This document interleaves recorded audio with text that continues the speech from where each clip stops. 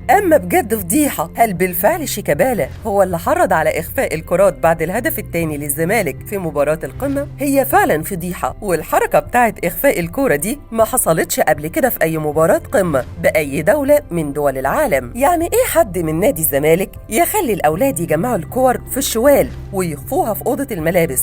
ومين السبب في كده؟ وجاب الجرأة دي منين؟ أصابع اتهام بتشير لكابتن الزمالك شيكابالا بأنه صاحب الفكرة الجهنمية دي اللي بتخلو من أي روح رياضية. طب اشمعنى بقى شيكابالا؟ وإيه سبب اتهامه؟ كل الحكاية إن الكاميرا جابت شيكابالا وهو بيضحك وفرحان في نفس الوقت اللي محمد هاني بيدور فيه على كورة علشان يلعب رمية التماس، ونفس الوضع لما علي معلول كان بيدور على كورة علشان يلعب الأوت. طب ناس كتير نفت إن شيكا يكون ورا الموضوع ده ونفت عنه التهمة. أنا كمان عن نفسي استبعد ان شيكابالا يفكر في الافعال الصبيانيه دي. اما الاعلامي احمد شوبير ففجر مفاجاه النهارده وقال على صاحب الفكره والعقل المدبر للجريمه، وكشف عن الشخص المتسبب في وقعه اخفاء الكرات خلال مباراه القمه بين الاهلي والزمالك. شوبير قال ان دي تعتبر اسخف وقعه في تاريخ الكره المصريه، ده غير انها مثبته بالصوت والصوره. شوبير نفى التهمه عن شيكابالا قولا واحدا وما جابش سيره في الموضوع اصلا. شوبير اشار باصابع الاتهام الى المدرب المساعد للزمالك، وقال إن المدرب المساعد في الجهاز الفني للزمالك هو المتسبب في وقعة إخفاء الكرات. فبعد تسجيل الهدف الثاني للزمالك أمر الأولاد الناشئين بجمع الكرات ووضعها في الشوال الخاص بالكرات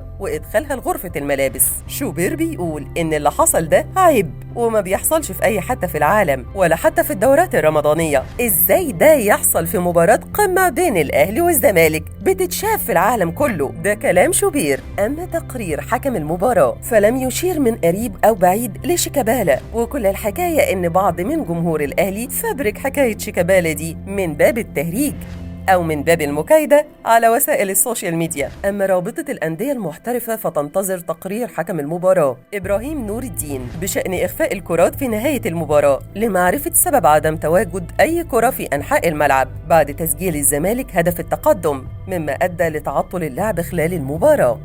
ما تنسوش تشتركوا في قناة مصر اليوم على يوتيوب وتفعلوا زر الجرس علشان يوصل لكم كل الأخبار أول بأول.